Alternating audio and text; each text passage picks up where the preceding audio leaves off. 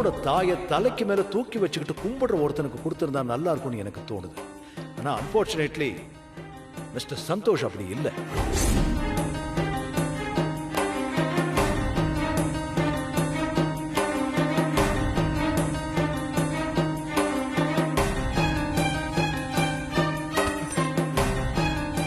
வந்துட்டியா குட்டி?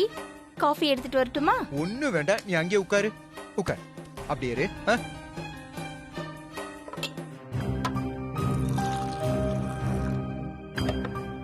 இந்தம்மா தண்ணி குடி. குடிமா, தண்ணிய குடி. குடி குடிமா, குடிமா. எனக்கு தண்ணி வேண்டாம். தண்ணி வேண்டாமா? சரி, கிளாஸ குடு. நீ தினமும் எனக்கு காஃபி போட்டு குடுக்கறல, இன்னைக்கு நான் உனக்கு காஃபி போட்டு வரேன். நில்லு நில்லு. என்னடா ஆச்சு உனக்கு? ஏன் இப்படி பேசுற? எனக்கு காஃபில வேண்டாம்டா. காஃபி வேண்டாமா? சரி, உனக்கு ஏதாவது வாங்கி தரணுமே. வேற என்ன வேணும் சொல்லுமா, உடனே நான் வாங்கிட்டு வரேன். சரி, ஸ்வீட் ஏதாவது சாப்பிடுறியா நீ? உனக்கு இந்த சேட்டு கடை லட்டு ரொம்ப பிடிக்குமே, வாங்கி தரவா? சொல்லுமா. டேய் சந்தோஷ், திடீர்னு என்ன அம்மா மேல ஓவரா பாசத்தை புழியிற? என்னடா ஆச்சு உனக்கு? எனக்கு ஒண்ணுமே ஆகல தாத்தா. இப்பதான் சந்தோஷுக்கு புத்தி வந்திருக்குன்னு நினைச்சுக்கோங்க. தாத்தா, அம்மா யாரு தாத்தா? சரி, நானே சொல்றேன். தான் புள்ள வயித்துல உதைக்கிறதையும் துள்றதையும் பொறுத்துக்கிட்டு 10 மாசம் கஷ்டப்பட்டு பெத்தவங்க இல்லையா? குழந்தை பெத்ததுக்கு அப்புறம் வேற எதை பத்தியுமே திங்க் பண்ணாம புள்ளைக்காக வாழ்றவங்க இல்லையா? தனக்குன்னு எதையுமே வச்சுக்காம தான் புள்ள நல்லா இருக்கணும்ன்றதுக்காக தான் வாழ்க்கையவே தியாகம் பண்றவங்க இல்லையா? இல்லையா தாத்தா?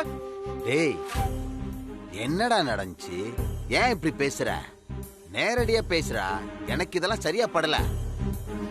என்னாச்சு குட்டி? ஐயோ, எனக்கு ஒண்ணு ஆகலமா. நீ சொல்லுமா, உனக்கு என்ன வேணும்? கிச்சன்ல ஏசி போட்டு தட்டுமா? தினமும் சூட்ல நின்னு உன் முகமே வாடி போச்சுமா.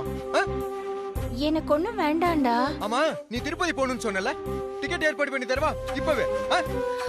நீ பேசுறது என்னமோ மாதிரி இருக்கு.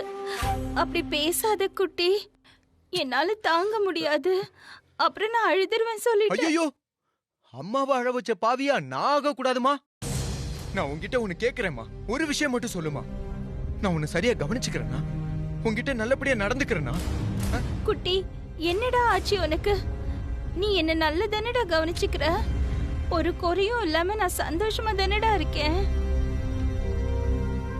ஒருவேளை நீயா ஒரு பொண்ணை பார்த்து கட்டி வைக்காம நானா பவித்ராவை லவ் பண்ணி கட்டிக்கிட்டது உனக்கு வருத்தமா இருக்காமா? சொல்லுமா. உன்கிட்ட காட்டி நீ சம்மதிச்சுதானமா நான் அவளை கல்யாணம் பண்ண. அதுல ஏதாவது வருத்தம் இருக்காமா? குட்டி, ஏன்டா இப்படி எல்லாம் பேசிட்டு இருக்க? உன் சந்தோஷம் தானடா எனக்கு பெருசு. பவி ரொம்ப நல்ல பொண்ணுடா. நான் மனப்பூர்வமா சம்மதிச்சுதானே உன் கல்யாணம் நடந்துச்சு. ஏன்டா இப்படி எல்லாம் கேக்குற? உன்னை இந்த வீட்டுல நான் வேலைக்காரி மாதிரி நடத்துறேன்னாமா, தெரியுமா? ஏய், என்னடா உளர்ற? யாரு என்னடா உன்ன சொன்னது? அப்பா, பாயிண்ட புடிச்சிட்டீங்க. இது பாயிண்டா? இல்ல, கரெக்டா விஷயத்தை புடிச்சிட்டீங்கன்னு சொன்னேன். மா, நீ சொல்லுமா. நீ எந்த வேலையுமே இங்க செய்யாம 3 வேளையும் வீட்டுல தண்ட சோறு சாப்பிட்டுட்டு இருக்க. அதனால உன்ன முதியோர் இல்லத்துல சேர்த்து விடணும்னு நினைக்கிறோம்னா சொல்லுமா. குட்டி, இப்படி எல்லாம் நினைச்சு கூட பாக்குறதுக்கு உனக்கு தோணாதுடா. நீ ஏன் இப்படி எல்லாம் நடந்துக்கிற? நீ ஏன் இப்படி எல்லாம் பேசுற? உன்னை யாருடா குறை சொல்ல முடியும்? சொன்னாங்களேமா, சொன்னாங்களே. இன்னைக்கு ஆபீஸ்ல எல்லாரும் எதிரில வச்சுக்கிட்டு நான் இப்ப சொன்னதை சொல்லாதது எல்லாத்தையுமே சொன்னாங்களேமா. டேய், என்னடா சொல்ற? இன்னைக்கு உன் ஆபீஸ்ல புது எம்டி பதவி ஏத்துக்க போறாரு. ஃபங்க்ஷன் நடக்க போகுதுன்னு தானடா சொல்லிட்டு போனேன். ஆமா தாத்தா, பிரமாதமான ஃபங்க்ஷன். மேடையில வச்சு ஆபீஸ்ல இருக்க அத்தனை பேரும் என்ன காரி துப்பாத குறைதான். அவமானப்பட்டு கூனி குறுகி நின்ன தாத்தா. என்ன நடந்துச்சுன்னு சொல்லுடா. இன்னைக்கு ஆபீஸ்ல இந்த வருஷத்தோட பெஸ்ட் பெர்ஃபார்மர் அவார்டை எனக்கு அனௌன்ஸ்மெண்ட் பண்ணாங்க. அதுவும் யாரு? எங்க புது எம்டி. சந்தோஷமா அவார்டு வாங்க மேடைக்கு போன ஏன் மேல சாணிய கரைச்சு ஊத்துற மாதிரி பேசிட்டாரு ஒருத்தர். அச்சச்சோ, சொல்ற குட்டி? ஏண்டா அதை கேட்டு சும்மா வாடா வந்த? அவனை பிடிச்சி 4 சாத்து சாத்த வேண்டியதானடா. யாரா அவன்? நாக்கு மேல பல்ல போட்டு என் பேரனை பத்தி பேசுறவன். சொல்லுடா, யார் அப்படி பேசினது? வேற யாரு தாத்தா? அம்மாவோட best friend, world famous chef Harikrishnan தான்.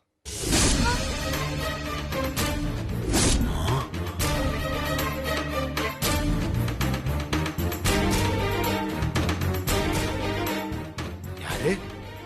அந்த செருப்பு திருடனா? லட்சுமி, அவனை வீட்டுக்குள்ள சேர்க்காத, அவன் கூட பழகாதன்னு தலப்பாடா அடிச்சுக்கிட்டேன். அவன் புத்திய காட்டிட்டான் பாத்தியா? ஹரி சாரா அவரா அப்படி பேசினாரு? நம்ப முடியாதுமா, நீ நம்பவும் மாட்ட. ஏன்னா அவர் உன்கிட்ட கொடுத்திருக்க பில்டப் அப்படி. அம்மாவை மதிக்காம கருவேப்பில மாதிரி பயன்படுத்திட்டு தூக்கி எறிகிறவன் நான் அவர் சொன்னாரு.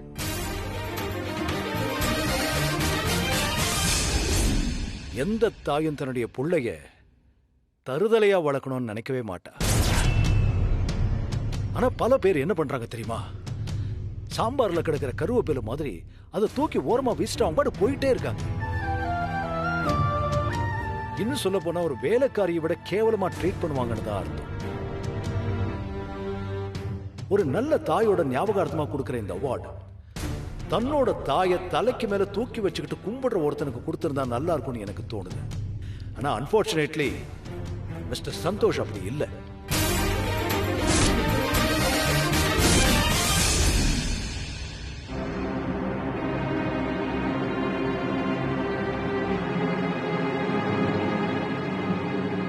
ராஸ்கல், அவன் என்ன நினைச்சிட்டு இருக்கான் அவன் மனசுல? ஏண்டா மேடையில அவனை பலார்னு ஒரு அறை விட்டுருக்க வேண்டியதானே? பாரு, இப்ப போய் அவனை என்ன பண்றான் பாரு. தாத்தா வேணாம் தாத்தா, விட்டுருக்க. அவர் அப்படி எதுவும் செஞ்சா அம்மா மனசு கஷ்டப்படும். நான் பாவி ஆயிடுவேன் தாத்தா. இல்லையாமா? இனிமே என்னால அந்த கம்பெனில வேலை பார்க்கவே முடியாது தாத்தா. வேற வேலைக்கு அப்ளை பண்ணி தான் ஆகணும். அது கிடைக்க இனிமே எத்தனை நாள் ஆகுமோ? பேசாம செத்தறலாம் போல இருக்கு தாத்தா. குட்டி குட்டி குட்டி அப்படி எல்லாம் பேசாதடா. நீ இல்லனா உலகமே இல்ல, அதானமா? போதுமா? 1000 தடவை 1,00,000 தடவை கேட்டுச்சுமா வாயில இருந்து. தயவு செஞ்சு எதுவுமே பேசாத மணி. எனக்கு கொஞ்சம் தனியா விடு.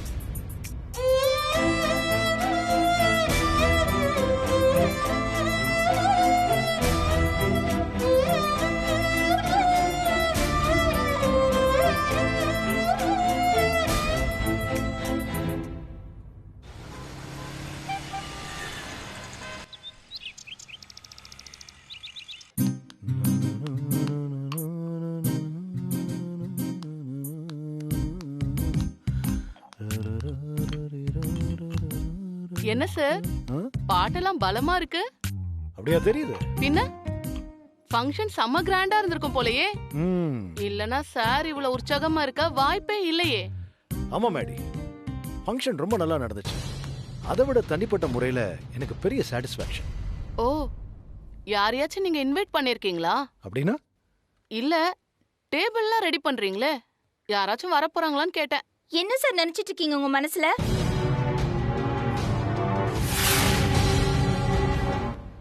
சொல்லி வாயை மூடல.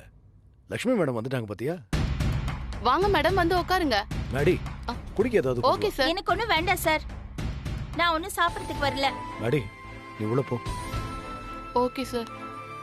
சொல்லுங்க மேடம். ஏன் சார் இப்படி பண்ணீங்க? உங்க மேல நான் எவ்வளவு மரியாதை வச்சிருக்கேன் தெரியுமா? ஆனா நீங்க குட்டியோட ஆபீஸ்ல, அவங்க ஆபீஸ் நடத்துற ஃபங்க்ஷன்ல எதுக்காக சார் எல்லாரும் எதிர்க்கவும் அவனை அவமானப்படுத்துனீங்க? அப்புறம் என்னோட குட்டி எவ்வளவு வருத்தப்பட்டான் தெரியுமா? அவன் கண் கலங்கி அவனை நான் பார்த்ததே இல்ல. முதல் தடவை அவன் அழறத நான் பாக்குறேன்.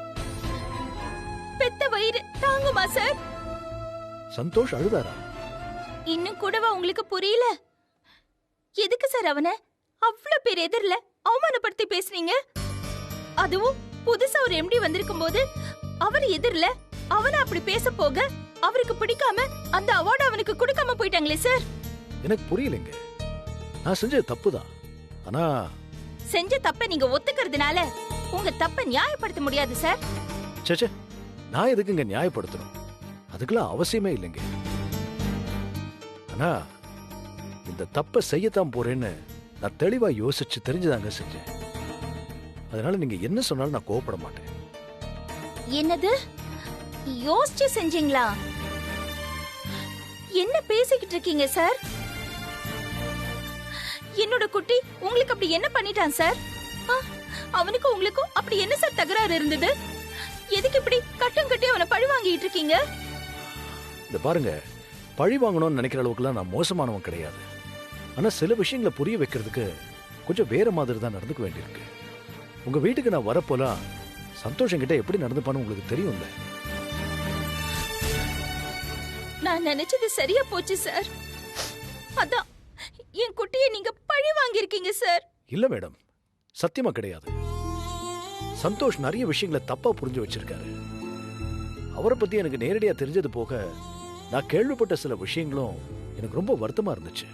என்ன வேணும்னாலும் இருந்துட்டு போட்டுமே சார். ஆபீஸ்ல போயிட்டு அப்படி யாராவது பேசுவாங்களா? என் குட்டிக்கு என் மேல பாசம் இல்லைன்னு என்னைக்காவது நான் உங்ககிட்ட வந்து சொல்லிருக்கேனா? அது எப்படி சொல்லுவீங்க?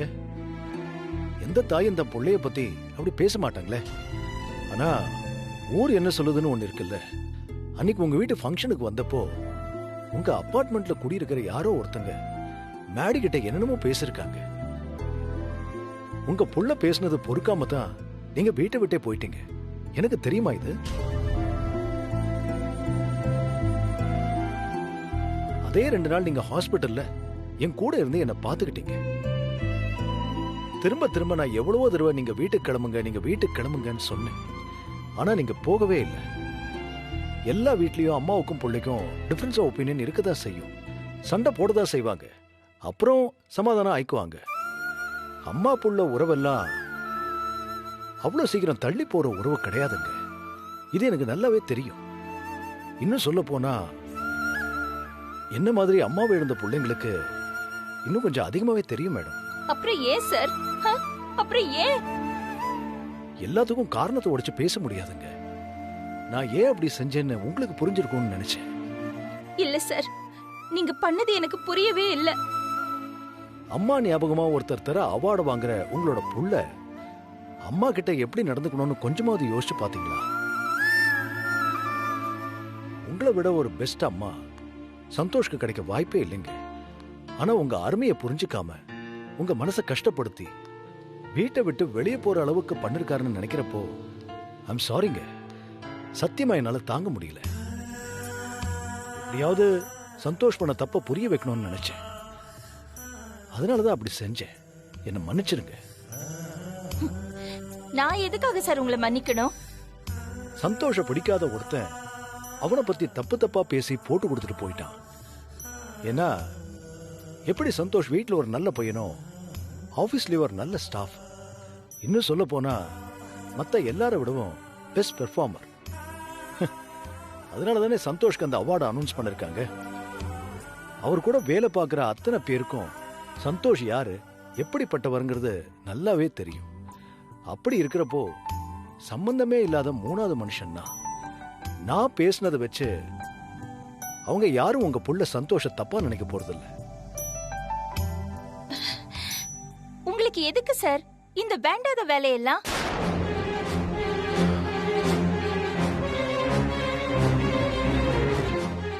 நியாயமான கேள்வி மேடம். நான் பேசினது தப்பா இருக்கலாம். ஆனா ஒரு புள்ளையா தாய் கிட்ட நடந்துகிட்ட விதம் தப்புன்னு யோசிச்சேன். அதை நீங்க தப்புன்னு சொல்றீங்களா? சரி, தப்பாவே இருக்கட்டும். சந்தோஷ்காக நீங்க இவ்வளவு தூரம் வந்து என்கிட்ட ஆர்கியூ பண்ணிருக்கீங்க. பதிலுக்கு நான் என்ன பண்ண முடியும்? எனக்கு ஈகோலாம் இல்ல மேடம். நான் உங்க வீட்டுக்கு வரேன். நேரடியா வந்து மன்னிப்பு கேட்கிறேன். ப்ளீஸ்.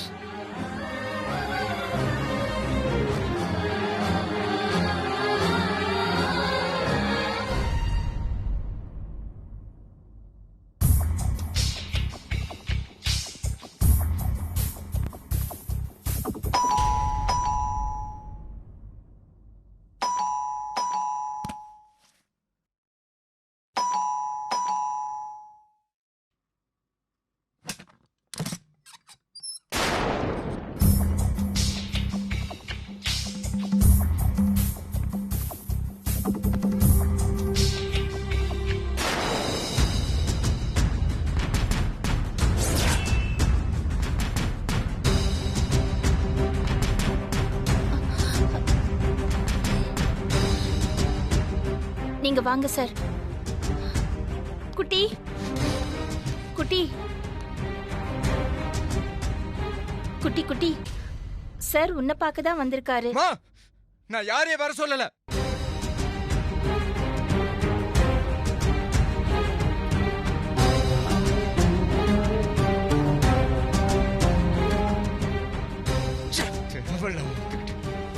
ஏண்டா உனக்கு எத்தனை தடவை சொன்னாலும் புத்தியே வராதா? திரும்ப திரும்ப இங்க எதுக்கு வந்து நிக்கிற நீ? அதான் உனக்கும் எங்களுக்கும் செட் ஆக மாட்டேங்குது இல்ல? திரும்ப திரும்ப வந்து ஒட்டு போட்டு உறவை வளர்க்கலாம்னு நினைக்கிறியா? போய் தொலையா. அப்பா தாத்தா, அப்பா வேணாம் தாத்தா, அவரை ஒண்ணுமே சொல்லிடாதீங்க. சொன்னா அம்மாக்கு கோபம் வரும்.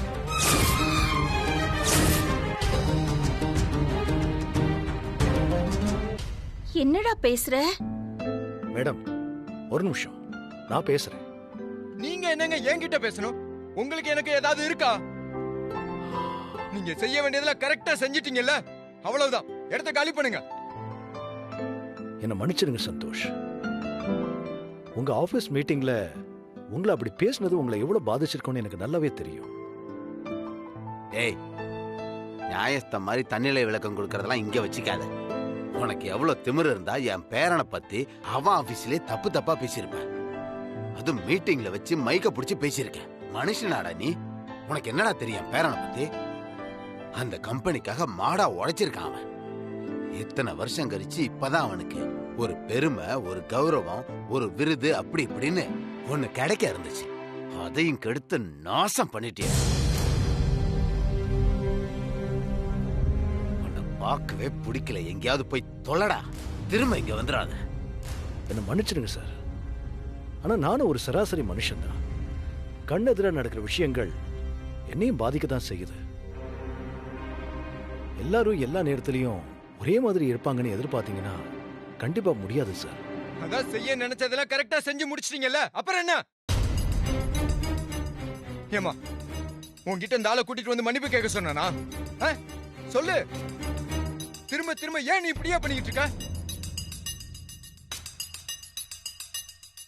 இது வரைக்கும் நான் இந்த ஆளை மட்டும் தான் இம்சையா நினைச்சேன்.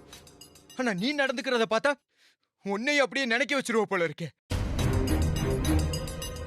ஏய், லட்சுமி எதுக்குடா சத்தம் போடுற? அவன் என்னடா பண்ணா? அதை சொல்லதான் சார் நானும் வந்தேன். லக்ஷ்மி மேடம் ஒண்ணு என்கிட்ட வந்து என் பிள்ளைகிட்ட மன்னிப்பு கேளுங்கன்னு சொல்லல. என்கிட்ட அவங்க கேட்கவும் இல்லை.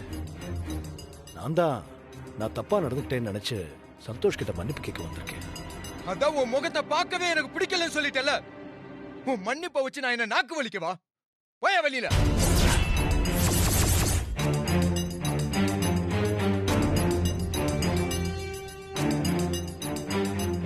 வேண்டாம் குட்டி, அவர்கிட்ட அப்படியெல்லாம் பேசாத. தான் செஞ்சது தப்புன்னு சொல்லி அவர் மன்னிப்பு கேட்கதான் உன்கிட்ட வந்திருக்காரு. கொஞ்சம் பொறுமையா பேசலாம்ல? அவசியமே கிடையாதுமா. இந்த ஆளுகிட்ட பொறுமை காக்க வேண்டிய அவசியம் எனக்கு என்னைக்குமே கிடையாது. யாரு அடிமனசுல இருந்து வெறுக்கிறனோ அந்த ஆளு காலை பிடிச்சு கதறினாலும் மன்னிப்பு கேட்டாலும் இந்த ஜென்மத்துல நான் மன்னிக்கவும் மாட்டேன், அதை நான் மறக்கவும் மாட்டேன். முதல்ல இந்த ஆளை வெளியே போக சொல்றியா, இல்ல நானே கழுத்தை பிடிச்சு வெளியே தள்ளவா? வேண்டாங்க, இன்னொரு தடவையும் சொல்லிட்டு போயிடுறேன். நடந்த எல்லாத்துக்கும் சாரி. என்னோட தனிப்பட்ட கருத்து உங்க குடும்பத்தை எந்த அளவுக்கு பாதிச்சிருக்குன்னா அது எனக்கு ரொம்ப வருத்தமா தான் இருக்கு. எனிவே, நான் ஏதாவது நல்லது நடந்துடாதான்னு நினைச்சு ஏதோ சொல்ல போக அது பிரச்சனையை இன்னும் பெருசுப்படுத்த தான் உதவுச்சுன்னு இப்பதான் எனக்கு புரியுது. இனிமே இப்படி ஒரு சம்பவம் நடக்காது. நான்